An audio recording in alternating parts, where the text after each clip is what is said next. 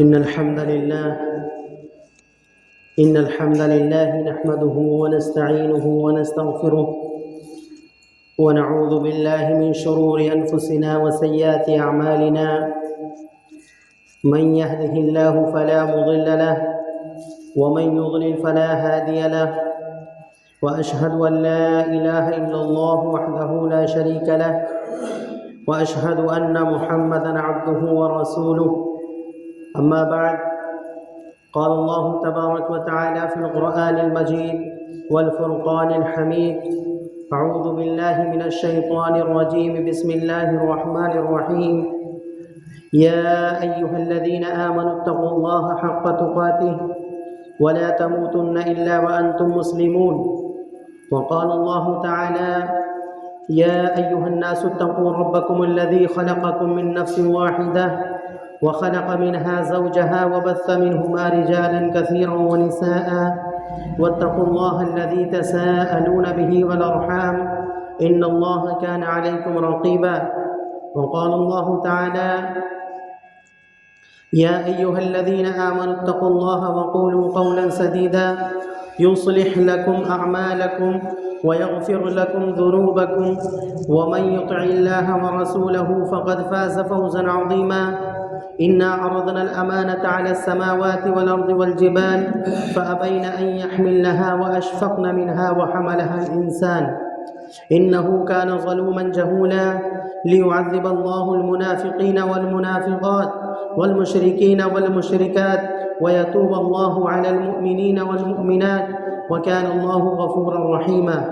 أما بعد، فإن خير الحديث كتاب الله، وخير الهدي هدي محمد صلى الله عليه وسلم، وشر الأمور محدثاتها، وكل محدثة بدعة، وكل بدعة ضلالة، وكل ضلالة في النار، أو كما قال عليه الصلاة والسلام. محترم سامعین کرام، یہ اللہ رب العالمین کا بہت بڑا احسان اور اس کا کرم ہوا کہ اللہ رب العالمین نے ہمیں جمعے کی نماز پڑھنے کی توفیق عطا فرمائی.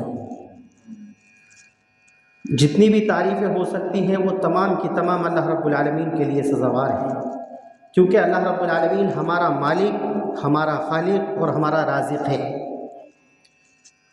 وہ ایسا مالک ہے کہ اللہ تبارک و تعالیٰ جس کو چاہتا ہے زندگی دیتا ہے، جس کو چاہتا ہے موت دے دیتا ہے. وہ ایسا رازق ہے جس کو چاہتا ہے بے حساب رزق دیتا ہے، اور جس کو چاہتا ہے روزی سے ترسا بھی دیتا ہے. تو اسی لیے اللہ تبارک و تعالیٰ ہمارا خالق، ہمارا مالک اور ہمارا رازق ہے. رازق دیکھیے ذرا کیسا ہے. ایک واقعہ ملتا ہے تفسیر کی کتابوں کے اندر. حضرت عمر رضی اللہ تعالیٰ عنہ جب خلیفۃ المسلمین بنے تو ظاہر سی بات ہے خلیفۃ المسلمین کا جو عہدہ ہے وہ ایسے سمجھ لیجیے جیسے اس ٹائم پہ پرائم منسٹر، جیسے پرائم منسٹر کا عہدہ ہوتا ہے اسی طرح سے خلیفۃ المسلمین کا عہدہ ہوتا ہے. تو حضرت عمر رضی اللہ تعالیٰ عنہ جب خلیفہ بنے، ان کے پاس ایک شخص آتا ہے اور کہتا ہے: اے عمر، اللہ تبارک و تعالیٰ نے آپ کو بہت اونچے عہدے پر فائز کیا ہے، آپ خلیفۃ المسلمین بن گئے، تھوڑی سی ذرا نظر کرم مجھ پہ بھی کیجئے، چھوٹا موٹا عہدہ مجھے بھی دے دیجیے آپ. تو حضرت عمر رضی اللہ تعالیٰ عنہ سے پوچھتے ہیں: یہ بتاؤ تم نے قرآن پڑھا ہے؟ تو وہ شخص کہتا ہے کہ اے عمر، میں نے قرآن تو نہیں پڑھا. تو حضرت عمر رضی اللہ عنہ کہتے ہیں کہ بھئی کسی عہدے پر فائز ہونے کے لیے انسان کو پڑھا لکھا ہونا ضروری ہے، اور جہاں اسلامی خلافت ہو تو وہاں پر قرآن کا علم ہونا بہت ضروری ہے. تو کہا بھئی پہلے قرآن تو پڑھو جا کر کے. تو وہ شخص جو ہے وہاں سے جاتا ہے اور کسی استاد کو پکڑ کر کے وہ قرآن مجید کو سیکھتا ہے، پڑھتا ہے. امام ابن عطیہ ایک بہت بڑے امام گزرے ہیں، وہ یہ کہتے ہیں کہ اس نے کچھ صورتیں، کچھ آیتیں یاد کر لیں. جب اس کو کچھ صورتیں، کچھ آیتیں یاد ہو گئیں تو وہ حضرت عمر رضی اللہ تعالیٰ عنہ کے پاس اس نے آنا جانا چھوڑ دیا. تو حضرت عمر نے کہا کہ بھئی کافی ٹائم پہلے ایک شخص مجھ سے عہدہ مانگنے کے لیے آیا تھا، میں نے اس کو قرآن پڑھنے کے لیے کہہ دیا، اب وہ آتا ہی نہیں ہے. تو ایک مرتبہ حضرت عمر کہیں جا رہے ہوتے تو راستے میں وہ آدمی مل جاتا ہے.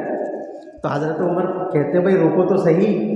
آپ میرے پاس عہدہ لینے کے لیے آئے تھے، میں نے آپ کو کہا کہ بھئی آپ قرآن پڑھیں، اس کے بعد میں آپ نے آنے چھوڑ دیا میرے پاس۔ تو اس نے کیا کہا، دیکھیے وہ کہتا ہے کہ اے امیر المؤمنین حضرت عمر بن خطاب رضی اللہ تعالیٰ عنہ، جب میں آپ کے پاس آیا تھا اس ٹائم پہ میں بڑا غریب تھا، میں بڑا کمزور آدمی تھا، میرے پاس روزی کا کوئی ذریعہ نہیں تھا، لیکن جیسے ہی میں آپ کے پاس سے گیا ہوں تو اللہ نے مجھے ایسا نوازا ہے کہ اب مجھے آپ کی ضرورت نہیں ہے، اب اللہ نے مجھے بہت مال و دولت سے نوازا ہے۔ تو اس نے پھر قرآن مجید کی آیت پڑھی اور سارے لوگوں کے سامنے پڑھ کر کے سنائی، اس میں اللہ تبارک و تعالیٰ نے فرمایا وَمَن يَتَّقِ اللَّهَ يَجْعَل لَّهُ مَخْرَجًا وَيَرْزُقْهُ مِنْ حَيْثُ لَا يَحْتَسِبُ۔ جو انسان اللہ سے ڈرتا ہے، جو انسان اللہ کا تقوی اختیار کرتا ہے، اللہ تبارک و تعالیٰ اس کے لیے رزق کے راستے کو آسان کر دیتا ہے۔ جو اللہ سے ڈرتا ہے، اللہ کا تقوی دل میں پیدا کرتا ہے، اللہ تعالیٰ اس کے لیے روزی کے راستے آسان کر دیتا ہے۔ وَيَرْزُقُهُ مِنْ حَيْثُ لَا يَحْتَسِبُ، اور اللہ تبارک و تعالیٰ ایسی جگہ سے اس کو رزق دیتا ہے جہاں سے اس کا وہم و گمان بھی نہیں ہوتا ہے۔ ایسی جگہ سے رزق کے راستے کھل جاتے ہیں جہاں سے انسان کا وہم و گمان بھی نہیں ہوتا ہے۔ لیکن یہاں پہ شرط کیا بتائی؟ تقوی، اللہ کا ڈر ہونا ضروری ہے۔ آج ہمارا معاملہ کیا ہے، یہاں ہم بیٹھے ہوئے ہیں تو اللہ کا ڈر بھی ہے، تو یہاں تو تھوڑی سی گردنیں بھی ہل رہی ہیں۔ مسلمان کا حال یہ ہے کہ نماز پڑھ کے مسجد سے باہر جاتا ہے، وہی جھوٹ بولنے لگتا ہے، وہی دھوکہ دھڑی، لوگوں کو گالیاں دینا، لوگوں کے ساتھ میں برے معاملات کرنا۔ تو ہمارا ایمان تو صرف مسجد تک ہے، مسجد سے باہر نہیں ہے۔ اصل تقوی یہ ہے کہ انسان تنہائی میں بھی اللہ سے ڈرے، سب کے سامنے تو ڈرتا ہی ہے، وہ تو معاملہ ہی ہے، لیکن اصل تقوی یہ ہے کہ جب وہ تنہائی میں ہو تو اللہ کے خوف سے ڈرے کہ اللہ مجھے دیکھ رہا ہے، کوئی دیکھے نہ دیکھے۔ دیکھو جتنے بھی گناہ انسان کرتا ہے، جب وہ گناہ کرتا ہے نا، اس کے دل میں اس ٹائم پر اللہ کا خوف نہیں ہوتا ہے۔ اگر اس کے دل میں اللہ کا خوف ہوگا تو وہ گناہ کرے گا ہی نہیں۔ اللہ کا تقوی ہوگا، کسی کا ایک روپیہ نہیں مارے گا، اللہ کا ڈر ہوگا، کسی کی ایک انچ زمین نہیں مارے گا، کہ اس کو اللہ کا ڈر ستا رہا ہے کہ اگر میں نے اس کا ایک روپیہ مار لیا، کل قیامت کے دن مجھے جہنم میں جانا پڑے گا۔ اس لیے بنیادی چیز کیا ہے؟ اللہ کا ڈر، اللہ کا تقوی۔ اور اللہ کے تقوی کا فائدہ کیا ہے کہ اللہ تبارک و تعالیٰ انسان کو دنیا میں یہ فائدہ دیتا ہے اللہ کے تقوی کا کہ انسان کے لیے روزی کے راستے آسان ہو جاتے ہیں، تقوی کا فائدہ ہے۔ ہم بات کر رہے تھے پچھلے ہفتے اولاد کی تربیت کے سلسلے میں۔ اب جیسے ہمارے والدین گزر گئے، بھائی اولاد جو ہے ابھی زندہ ہے، اس کے والدین گزر گئے، اب اس کے والدین گزر گئے، اس ماں باپ کے لیے وہ اپنے کس طرح سے ایصال ثواب کرے؟ کوئی کسی طرح سے کرتا ہے، کوئی کسی طرح سے کرتا ہے، لیکن حدیث میں نبی صلی اللہ علیہ وسلم نے اپنے ماں باپ کے لیے ایصال ثواب کرنے کے 3 طریقے بتائے ہیں، 3 طریقے۔ اب کیا ذرا دھیان سے سنیے، ہمارے والدین اگر زندہ ہیں تو خوش قسمتی کی بات ہے، اگر گزر گئے تو ہم بھی ان طریقوں کو اپنائیں اور اس طریقے سے ہم اپنے ماں باپ کو ایصال ثواب پہنچائیں۔ اللہ کے نبی صلی اللہ علیہ وسلم فرماتے ہیں اذا مات الانسان انقطع عنه عمله الا من 3۔ جب انسان مر جاتا ہے، جب انسان اس دنیا سے چلا جاتا ہے تو اللہ تبارک و تعالیٰ اس کے تمام اعمال کا سلسلہ بند کر دیتا ہے۔ جب انسان مر گیا، اس کا رجسٹر جو ہے نام اعمال وہ ہو گیا بند۔ الا من 3، مگر 3 اعمال ایسے ہیں جو انسان کے مرنے کے بعد میں بھی جاری اور ساری رہتے ہیں، اس کو فائدہ پہنچاتے رہتے ہیں۔ اللہ کے نبی آگے فرماتے ہیں صدقۃ جاریۃ او علم ينتفع به، جو انسان کو مرنے کے بعد میں بھی کوئی عمل اس کا فائدہ پہنچاتا ہے تو وہ اس کا صدقہ جاریہ ہوتا ہے جو اس نے زندگی میں کیا ہوتا ہے۔ صدقہ جاریہ انسان کے مرنے کے بعد میں بھی ثواب ملتا رہتا ہے۔ کسی انسان نے اپنی زندگی میں اللہ نے اس کو نوازا تھا، اس نے مسجد بنوا دی، کسی نے ہاسپٹل بنوا دیا، کسی نے اسکول بنوا دیا۔ اب جب تک لوگ اس سے فائدہ اٹھاتے رہیں گے، آپ کے مرنے کے بعد میں بھی آپ کو ثواب برابر ملتا رہے گا۔ اس لیے ہر انسان کوشش کرے صدقہ جاریہ ضرور کرے اپنی زندگی میں، کیونکہ اولاد کا کچھ نہیں پتہ ہے، اولاد کا کسی کو کچھ نہیں پتہ کہ بھئی یہ میرے بعد میں میرے لیے کچھ کرے گی بھی نہیں کرے گی، لیکن اپنے لیے خود وہ ضرور کرے کہ اپنی زندگی میں چاہے تھوڑا ہی کرے، صدقہ جاریہ ضرور کرے۔ پھر اللہ کے نبی نے دوسرے کیا بتایا، او علم ينتفع به، ایسا علم جو لوگوں کو فائدہ پہنچاتا ہے۔ مثال کے طور پر میں بہت چھوٹی سی مثال دیتا ہوں، حالانکہ علماء بڑی بڑی مثالیں دیتے ہیں اس پر میں، لیکن میں بہت سمپل سی جو ہر انسان کو سمجھ میں آئے ایسی مثال دیتا ہوں میں۔ مثال کے طور پر مجھے قل هو اللہ احد یاد ہے، بہت سیدھی سی مثال ہے، مجھے قل هو اللہ احد یاد ہے، اب میں نے یہ سورت کسی کو یاد کرا دی، اب وہ نماز میں پڑھتا ہے، اس نے کسی اور کو یاد کرا دی، اس نے کسی اور کو یاد کرا دی، اب میں تو اس دنیا سے گزر گیا جس نے یاد کرائی تھی، اب وہ جب تک وہ پڑھتے رہیں گے مجھے ثواب برابر ملتا رہے گا۔ اس لیے یہ ثواب بھی کبھی نہ چھوڑیں زندگی میں۔ اب اگر کسی کو کچھ سکھانے کا موقع ملے، اچھی بات بتانے کا موقع ملے تو ضرور بتائیں، کیونکہ یہ آپ کے نامہ اعمال میں، آپ کے علم نافع میں لکھ دیا جاتا ہے، جو آپ کے مرنے کے بعد میں بھی آپ کو فائدہ پہنچتا ہے۔ اور تیسرے نمبر کی جو چیز ہے ذرا تو سنیے، وہ اللہ کے نبی صلی اللہ علیہ وسلم فرماتے ہیں اولد صالح یدعو لہ، تیسرے نمبر کی چیز یہ جو انسان کو مرنے کے بعد میں بھی فائدہ پہنچاتی ہے، وہ اس کی نیک اولاد ہوتی ہے جو اس کے لیے دعائیں مغفرت کرتی ہے۔ اولاد جو اپنے ماں باپ کے گزرنے کے بعد میں اپنے ماں باپ کے لیے دعائیں مغفرت کرے۔ دعا مغفرت کہاں سے کرے گا؟ ہمارے لیے، اپنے لیے دعا کرنے کا ٹائم نہیں ہے، ماں باپ کے لیے دعا کہاں سے کرے گا؟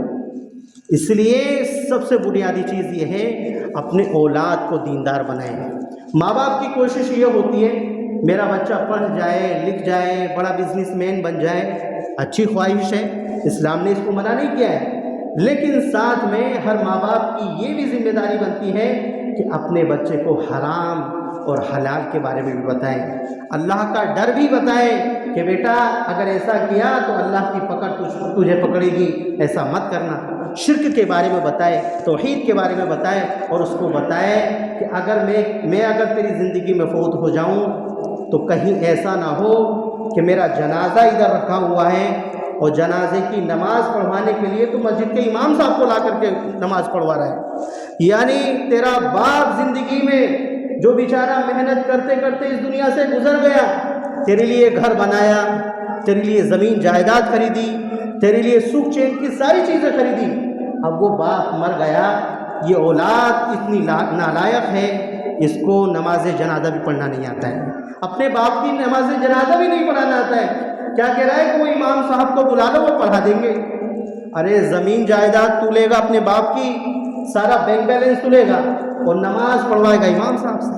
تو اولاد ایسی نہ ہو کہ ہمارے مرنے کے بعد میں ہمارے لیے دعائیں مغفرت بھی نہ کر سکے، تو اپنی اولاد کو دیندار بنائیں اور ایسی اولاد بنائیں کہ ہمارے مرنے کے بعد میں کم سے کم اللہ کے دربار میں ہاتھ اٹھا کر کے ہمارے لیے دعائیں مغفرت کرے، کیونکہ اللہ کے نبی فرما رہے ہیں کہ جب اولاد اپنے ماں باپ کے لیے دعا کرتی ہے، جب اولاد اپنے ماں باپ کے لیے دعا کرتی ہے اور کہتی ہے اے ہمارے پروردگار میرے ماں باپ سے جو گناہ ہوئے ہوں ان کو معاف کر دینا، اللہ تبارک و تعالیٰ ضرور قبول کرتا ہے۔ دونوں کا معاملہ ایسے ہی ہے، اولاد اگر اپنے ماں باپ کے لیے دعا کرتی ہے وہ قبول ہوتی ہے، اور ماں باپ اگر اپنی اولاد کے لیے دعا کرتے ہیں یہ بھی قبول ہوتی ہے۔ اس لیے اللہ کے نبی صلی اللہ علیہ وسلم فرمایا کرتے تھے کہ لوگوں تم اپنی اولاد کو بد دعا نہ دیا کرو، تم لوگ اپنی اولاد کو بد دعا نہ دیا کرو، کیونکہ ماں باپ کی دعا ہو یا بد دعا ہو اولاد کے حق میں ضرور قبول ہوتی ہے، اور اگر دعا قبول ہو گئی تو اس کی زندگی سنور جائے گی، اور اگر ماں باپ کی بد دعا قبول ہو گئی اس کی زندگی جہنم بن جائے گی۔ تو یہ ساری چیزیں بھی ہمیں اپنی اولاد کو سکھانی چاہیے۔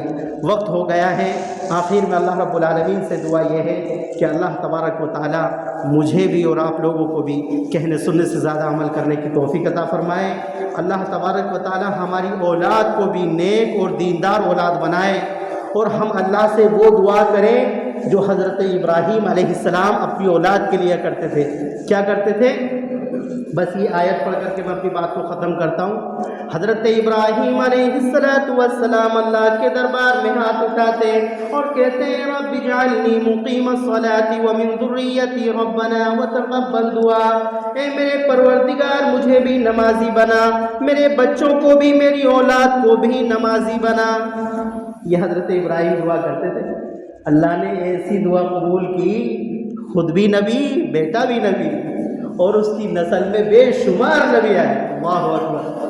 اپنی اولاد کے لیے نیک ہونے کی دعا کیا کریں.